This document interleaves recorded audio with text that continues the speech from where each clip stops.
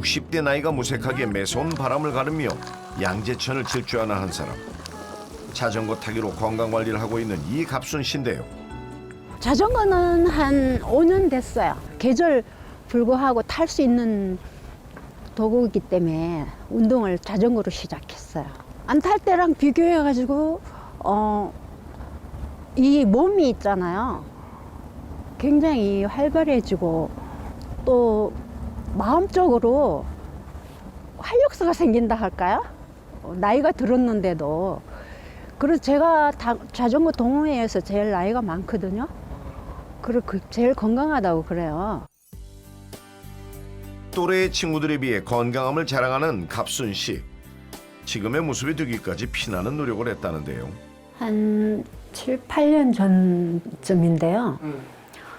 몸이 막 엄청 약간 붓고 푸석푸석해지고 손발도 저리고 막 아침에 막 피곤해서 일어나기도 싫고 자꾸 눕고 싶고 그렇더라고요. 그래서 이상하다. 몸이 아무래도 병원에 한번 가봐야 되나. 갔는데 혈압이고 뭐 고지혈이고 그렇게 높게 나오면서 의사 선생님이 이렇게 되더라. 병원에 약도 안 드시고 병원에도 안 오시면 어떡하냐고. 체내 높은 콜레스테롤로 인해 건강이 무너지게 된 겁니다. 하지만 그냥 그때뿐이지 흘려들었어요. 걱정은 돼도. 그런데 그 후로 이제 얼마 안 있다가 동생이 갑자기 응급실에 실려갔다는 거예요. 쓰러져가지고.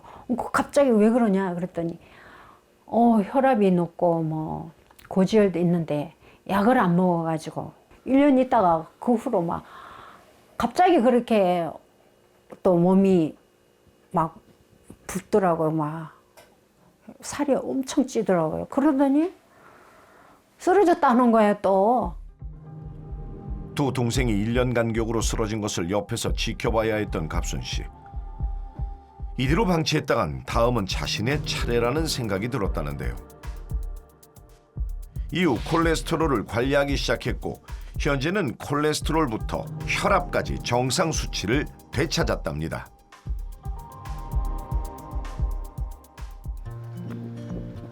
고콜레스테롤의 늪에서 벗어나 혈관 건강을 지킨 갑순 씨. 가장 어렵다는 식단을 바꾸었다는데요. 제철 나물과 채소를 즐기게 됐답니다. 과거와 180도 달라진 모습. 떡하고 식혜를 너무 많이 좋아했어요. 밥을 많이 먹기 싫고요. 그걸 그렇게 먹고 싶더라고요. 맛있더라고요. 그래서 그걸 그렇게 많이 먹었는데요. 왔어? 언니. 아이고, 뭐 이렇게 많이 차려놨어? 오랜만에 놀러온 지인을 위해 갑순 씨가 솜씨발이를 했답니다. 제철 채소와 나물 그리고 오리고기로 한 상 가득 차려진 푸짐한 밥상. 언니가 나이 생각해서 그 야채만 위주로 먹네. 응? 내가 응. 병원에 가니까 고혈압에다 고지혈 그전에는 떡만 그렇게 먹었거든. 떡? 떡하고 그렇게 좋아했어. 감주 이제 식혜 있잖아. 그거를 꼭 먹었어.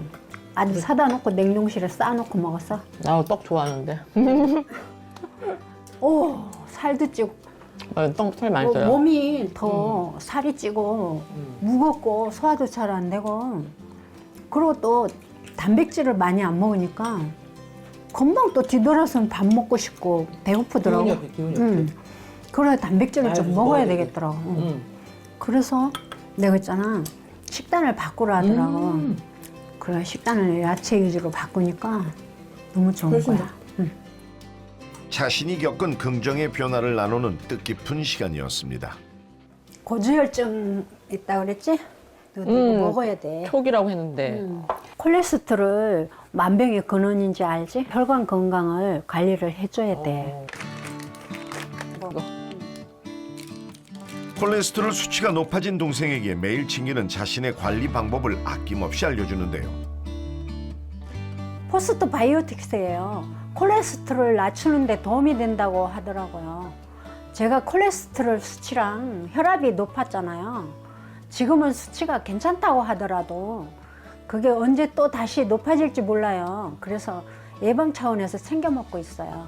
꾸준히 챙겨 먹다 보니까 손발 저림 증상도 사라졌고요.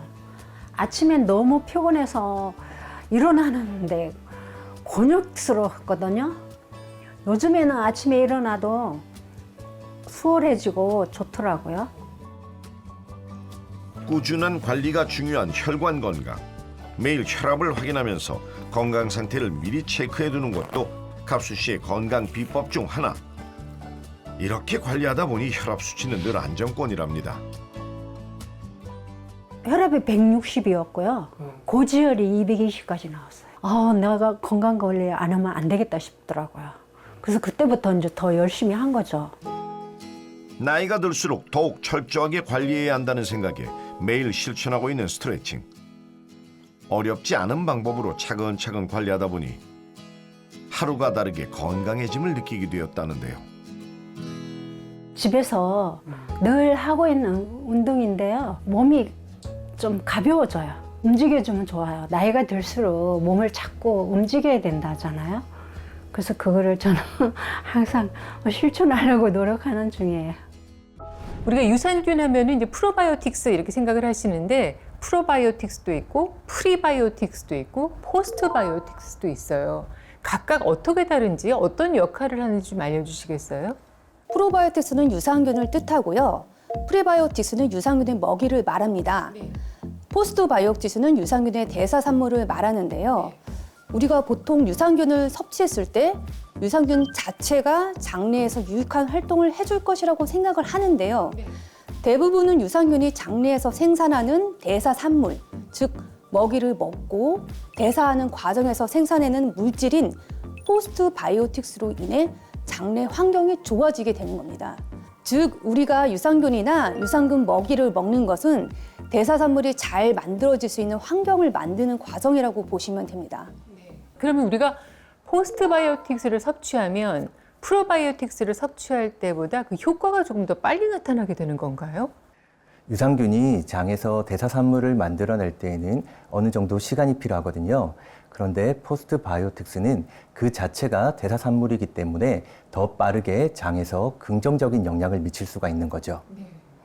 한 연구 결과에 따르면 이 포스트바이오틱스가 면역세포가 포진되어 있는 장의 상피세포나 장 점막의 기능을 강화시켜 면역력을 향상시키는 데 도움을 주는 것으로 나타났습니다.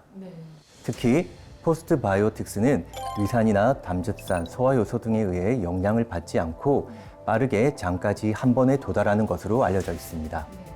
실제로 고콜레스테롤을 유발시킨 쥐에게 6개월간 포스트바이오틱스를 투여했더니 그 결과 총 콜레스테롤과 LDL 콜레스테롤이 감소된 것을 확인할 수 있었습니다. 우리 몸 안에서 이 포스트바이오틱스가 어떤 작용을 일으키길래 이렇게 LDL 콜레스테롤을 낮춰줄 수가 있는 건가요? 포스트바이오틱스에도 여러 가지 종류가 있는데요. 일명 나쁜 콜레스테롤이라고 불리는 LDL 콜레스테롤을 낮추는 것으로 알려진 포스트바이오틱스는 바로 비피도박테리움 브레베입니다. 줄여서 일명 BBR이라고도 하는데요. 이 비피도박테리움 브레베 균체는 콜레스테롤과 결합할 수 있는 능력을 가지고 있습니다. 자료를 보시면 첫 번째 사진이 비피도박테리움 브레베입니다. 여기에 콜레스테롤을 투여하게 되면 두 번째 사진에서 보시는 것처럼 서로 엉켜붙는 것을 확인할 수 있는데요. 이처럼 장에서 담즙산과 콜레스테롤과 결합하여 체외로 배출을 시키는 것이죠. 비피도박테리움 브레베가 콜레스테롤을 낮추는 기전은 두 가지가 있습니다. 첫 번째 기전으로 비피도박테리움 브레베가 음식을 통해 체내에 들어와서 장에 머무르고 있는 외인성 콜레스테롤과 담즙산과 함께 결합해 체외로 콜레스테롤을 배출시킵니다. 두 번째 기전으로 내인성 콜레스테롤을 낮추는 것입니다. 첫 번째 기전으로 빠져나간 담즙산만큼 간에서 새로운 담즙산을 만들어내기 위해서 이 담즙산의 재료인 간에 있는 내인성 콜레스테롤을 이용하는 것입니다. 이런 과정이 반복되면서 체내에 있는 LDL 콜레스테롤 수치 감소에 도움을 준다고 합니다.